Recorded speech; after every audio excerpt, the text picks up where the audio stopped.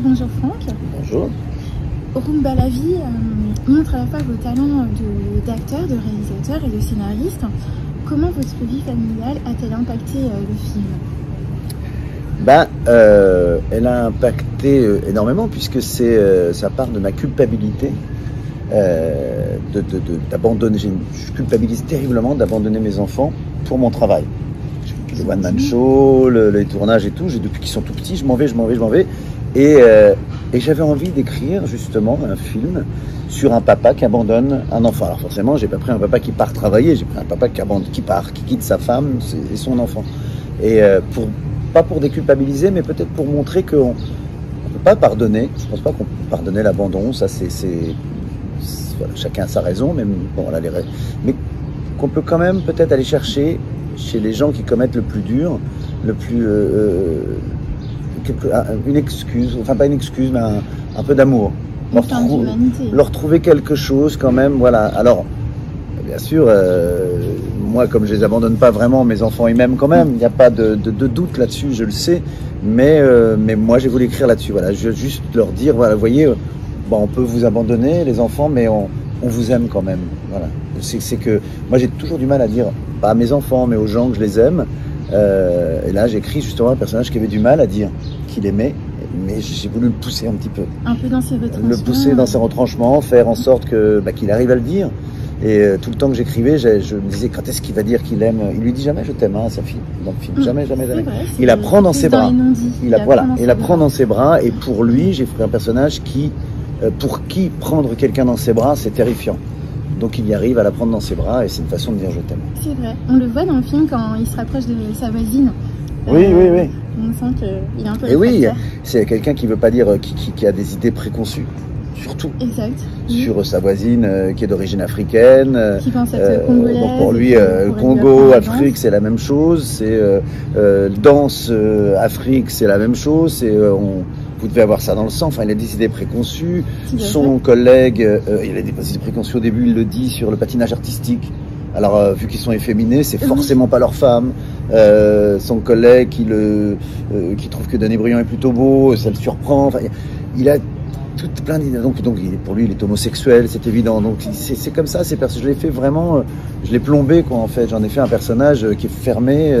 Qui pourrait être un archétype d'une personne qu'on peut croiser aujourd'hui dans la vie de tous les jours. Il y en a plein des gens comme ça qui ont des idées préconçues et on les fera pas changer d'idée. Alors moi j'avais envie justement de faire changer d'idée à ce personnage-là et de le rendre dépendant finalement de ces gens qui le repoussaient au début. À travers votre film, en fait, on a remarqué que vous avez un attachement à Marcel Pagnol, tout comme le président du Festival de la Baule. Quel lien entretenez-vous avec la province et puis la Baule? Alors avec la province, moi je suis provincial, donc forcément j'ai un lien avec la province qui a un lien... De Pithiviers, c'est ça? Non, pourquoi de Pithiviers? Non, je suis Grand-Quevilly, moi. Je suis né à Grand-Quevilly, non.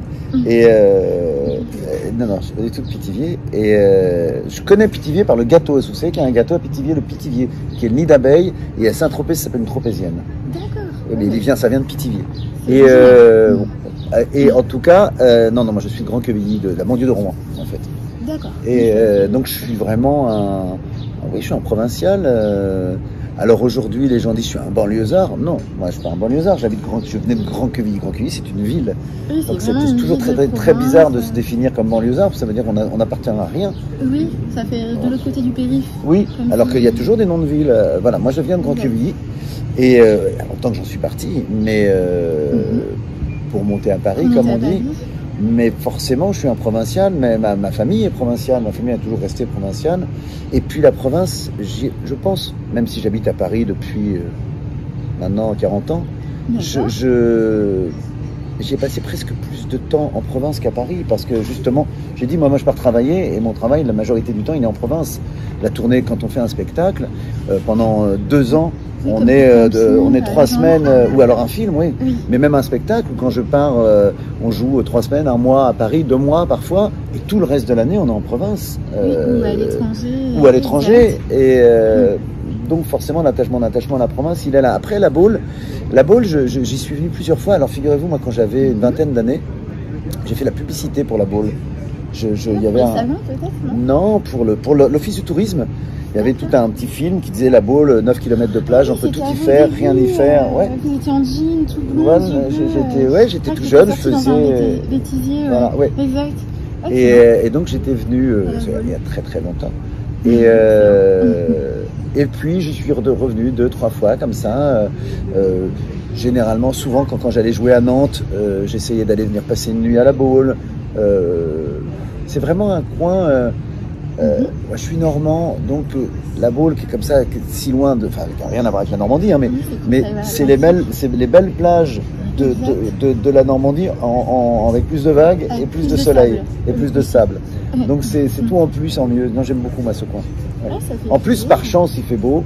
Mais souvent, chaque fois que je suis venu à la Baule, alors j'ai dû venir à de bonnes périodes, mais il faisait beau. J'y suis venu même à d'autres périodes où, je ne suis pas venu en décembre, hein, mais j'ai toujours. Alors c'est aussi l'éclat de la mer, moi, rend toujours même si c'est les gris, j'ai l'impression qu'il fait beau. Ouais. Ah, quand j'ai de la mer comme ça, moi, ouais. Le festival de la Baule, ça a fait des rencontres cinématographiques et musicales. Quel mélomane êtes-vous? Parce qu'on vous voit gratter à la guitare dans le film. Est-ce que c'est vraiment vous ou c'était un doublage? Ah, ça c'est le secret, si c'est vraiment moi. Mais j'aime la musique. Moi j'aime la musique. Alors je suis pas mélomane, mais j'aime la musique. Je vis de musique. La musique me fait sourire, on me fait pleurer ou me m'aide à écrire. J'écris toujours en musique. D'accord, par exemple. J'écris en écoutant des musiques. J'écoutais de la musique espagnole parce que le film est à tendance latine. J'écoutais beaucoup de musique. Il y a une jeune femme qui s'appelle Simone, qui a une chanson qui s'appelle Tous les deux et qui m'inspirait beaucoup. Et je l'ai mise à la fin du film, d'ailleurs au générique final. Oui, je l'ai chasamée. Pendant que voilà. Et je l'ai mise parce qu'elle m'a bercé. Et j'ai dans mon téléphone toute une liste de chansons qui correspondent à ce que j'écris, au film que j'écris. Alors ça peut correspondre dans ce que ça dit, dans l'émotion que ça. Et puis je marche en l'écoutant. Ok. Et en l'écoutant, ça m'a. Synesthésie, on appelle ça. Ah, je sais pas. Les images à un. Donc je fais de la synesthésie. Voilà. C'est grave, docteur? Pourquoi avez-vous choisi Michel Houellebecq pour interpréter le rôle du docteur un peu foutu? Ah, il s'est imposé à moi, Michel Houellebecq. C'est parce que c'est son agent a appelé mon agent. Enfin, il s'est imposé. Son agent a appelé mon agent en disant voilà, Michel Houellebecq aimerait tourner avec Franck Dubosc. C'est excellent, c'est assez atypique. Oui. Et je suis allé voir ce qu'il avait fait en tant qu'acteur. Enfin, il y avait Thalasso avec Depardieu, tout ça. Et je me suis dit, j'ai le rôle du docteur qui est tellement écrit, tellement là, qu'il ne peut pas passer à côté, même s'il le joue différemment de ce que j'aurais pensé. Il ne peut pas passer à côté. Vous pensez qu'il interpréterait comment? Parce que moins lentement, là, lui, il a un rythme comme ça, mais ce qui est très bien, parce que, le côté, et moi, mon docteur était plus vivace que ça, mais le fait qu'il le joue comme ça a créé vraiment quelque chose, un mélange dynamique. Je lui ai fait lire le scénario, il a dit oui, je vais le faire, et il l'a fait. Vous avez aussi donné votre chance à cette fabuleuse comédienne, Luna Espinosa. Et vous aviez expliqué qu'au début, vous vouliez qu'une personne un peu plus âgée interprète votre fille. Quels sont les atouts qui ont fait que vous avez finalement changé vos croyances, si on peut dire? En fait, la fragilité, quand je l'ai vue, j'auditionnais beaucoup de jeunes filles de 28-29 ans, et j'ai vu sa fragilité, je me suis dit, c'est plus le personnage. Il faut que le personnage soit fragile. Si la fille a déjà 28-29 ans, elle a déjà, dans la vie un peu plus avancée, elle a moins besoin de son père, en tout cas pas pour les mêmes raisons. C'est moins une enfant. Et puis je voulais pas non plus, comme je la prends beaucoup dans mes bras, qu'il y ait une ambiguïté. 28-29 ans, il peut y avoir une ambiguïté de séduction. Et je voulais pas qu'il y ait ça. Le personnage, il y a une ambiguïté parce que le personnage prend cette fille dans ses bras et il se sent gêné, mal à l'aise. Mais je veux pas que le spectateur soit mal à l'aise. Que lui soit mal à l'aise, oui. Le spectateur, non. Oui, mais avec une fille d'une trentaine d'années, tout à coup, si je la prends dans mes bras, on se dit c'est un vieux avec une petite jeune.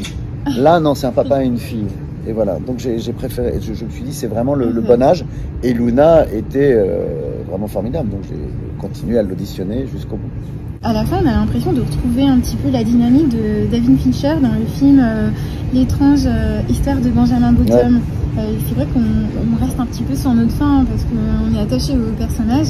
À Luna, à vous, son papa, qui retrouve 20 ans après. Et on se demande, comme vous avez des problèmes de santé, en fait, dans le film. Ah, où je vais aller, oui. Exactement. Alors, est-ce que, comme on voit Luna, bien, qui devient une ado, ensuite une petite fille, eh bien, on se demande la suite. Est-ce qu'il, oui, Mais c'est bien qu'on se demande, c'est qu'est-ce qu'est la suite. En tout cas, on sait que le personnage a retrouvé sa fille, donc maintenant, après la suite de la vie, il y a un lien on verra. On verra. Ah ouais, non, ça, je laisse les spectateurs penser comment. En tout cas, il peut partir en paix s'il doit partir. À travers ce film aussi, il y a la notion, bien sûr, de l'abandon, des préjugés et aussi le temps qui passe. Vous, comment appréhendez-vous en fait la vie, parce que vous avez eu plusieurs vies, j'imagine. Le temps qui passe, c'est dur. Vous savez, quand on vieillit, je suis pas encore un vieux monsieur, non. mais vous savez, si vous prenez 1 mètre, moi il me reste 15 cm. Donc forcément, on essaie on se dit toujours, il faut en profiter, et puis on le fait pas. En fait, on n'en profite pas. On vit comme s'il y en avait encore beaucoup derrière. Exactement. Vous verrez quand vous verrez, ouais. Oui, mais parce que l'instant présent, parce que c'est difficile. Alors on fait des projets toujours, mais on voit le mur du fond, quoi.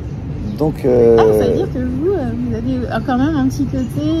On y pense, oui, vous savez. Alors on n'y pense pas tout le temps, pas à chaque heure, pas à chaque instant. Oui. Ben non, on n'y pense pas à chaque instant, mais je suis sûr qu'on y pense. Et quand on a des enfants, on y pense encore plus. Parce qu'on se dit jusqu'à quel âge je vais les voir grandir. Oui, c'est difficile, mais c'est comme ça, c'est la vie. C'est la vie. Hein. C'est un éternel recommencement. Donc vous êtes acteur depuis 1985. Quel conseil donneriez-vous pour durer dans le 7e art? Parce que vous avez une carrière très riche et longue, et en plus vous avez un petit peu percé apparemment plus ou moins sur le tard en fait.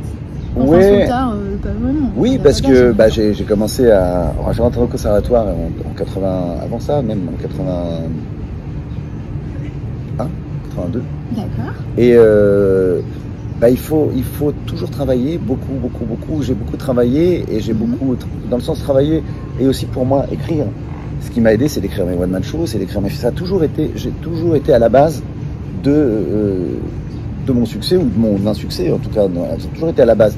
Ça m'est jamais tombé sous le tout cuit. Donc il faut... Moi, je vois parfois des gens qui disent, qu'est-ce que tu me donnais comme conseil pour être acteur? Il n'y a pas de conseil, c'est travail, mais travaille pas forcément que ton jeu d'acteur. Donne-toi du travail. Donne-toi du travail toi-même. Donner du travail. Moi je me suis donné du travail. Mon gros succès, c'est Camping, qui a lancé toute ma carrière. Même si j'avais tourné beaucoup avant. Il y a eu les petites annonces, j'écrivais les petites annonces. Camping, je l'ai écrit. Mes films que je réalise, je les écris.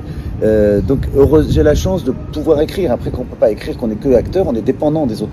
En fait, je crois que c'est en parlant de ça, c'est un des secrets, s'il devait y avoir un secret, c'est de ne pas être dépendant des autres. D'accord, oui. C'est d'être indépendant. Autonomie, mais dans tout, je pense que c'est dans tout, c'est dans toute la vie, même en amour, c'est moins on est dépendant, plus on va durer. Et puis le temps de votre prochain projet. Voilà. Parce que là, vous devez en avoir pléthore. Moi, j'ai beaucoup de films qui vont sortir. Là, j'en ai tourné 5 ou 6 sur les 2 dernières années. 6 qui vont sortir. Et d'octobre à 2024, jusqu'à 2024, j'ai des films que j'ai tournés. Et puis, je vais en commencer un en septembre avec Karine Viard, une histoire d'amour. Karine Viard que je connais depuis, je suis rentré en conservatoire en 82, elle était dans ma classe, donc on était ensemble, on se connaît depuis très longtemps. Et là, on va faire pour la première fois, on avait fait Les Visiteurs, on s'est croisés dans Les Visiteurs, mais dans Les Visiteurs 3. Le 3e. Mais là, on va faire pour la première fois un vrai film ensemble, une vraie histoire d'amour, un couple, et qu'on va tourner en septembre-octobre. Et puis, je suis en train d'écrire mon prochain film.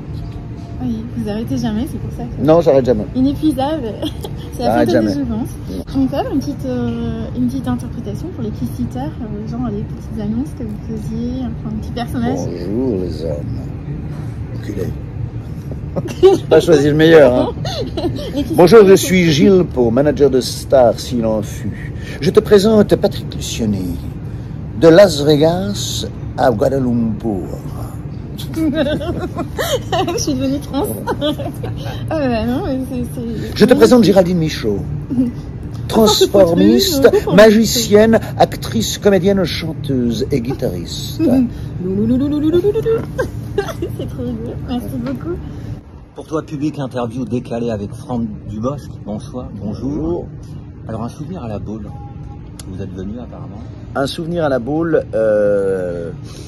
Je suis venu à la Baule lors des élections, de la première élection, je crois, de Macron.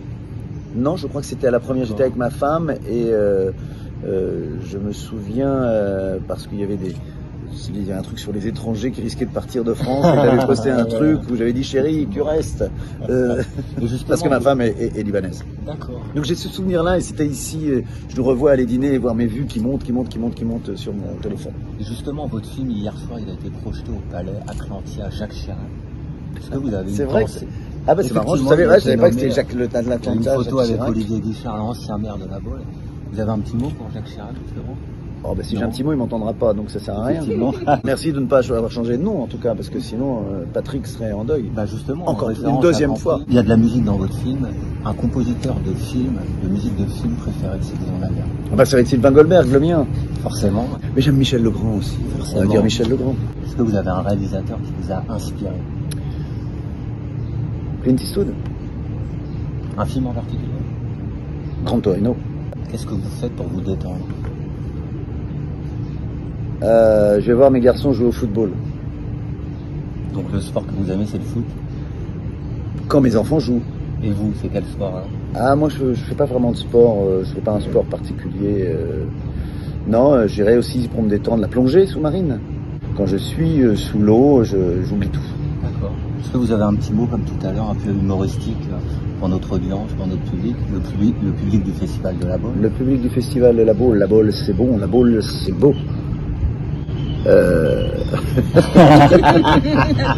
Les trous. Je ne sais pas. Je suis à sec. Et justement, parce que Christophe Baratier, il y a eu le film hier de Jacques Perrin. Est-ce que vous avez une pensée pour Jacques Perrin aussi? Ah, Jacques Perrin pour moi. Mais pour moi, Jacques Perrin qui a été d'abord un très grand acteur, puis réalisateur, puis producteur. Aussi, parce que ses films sur la vie, sur les animaux, sur tout ça ont été formidables. Mais pour moi, Jacques Perrin, c'est Les Demoiselles de Rochefort. Justement, un souvenir de Nantes, vous avez un lieu particulier à Nantes? À Nantes La Cigale peut-être? Non, moi quand je joue à Nantes c'est au Zénith, oui. Mais où au départ on joue toujours à la Cité des Congrès et on a la loge du chef, c'est écrit loge du chef d'orchestre. Et c'est une très belle loge. Une fois j'étais dans la loge, j'étais avec Gad Elmaleh au téléphone et je lui dis je suis à Nantes à la Cité des Congrès, il fait dans la loge du chef d'orchestre. Belle loge avec une baignoire. Le chef d'orchestre de l'ONPA, il vient de partir en retraite, Pascal Ronfus. Voilà, une belle loge. Merci beaucoup en tout cas. Bonne continuation pour le festival. Merci.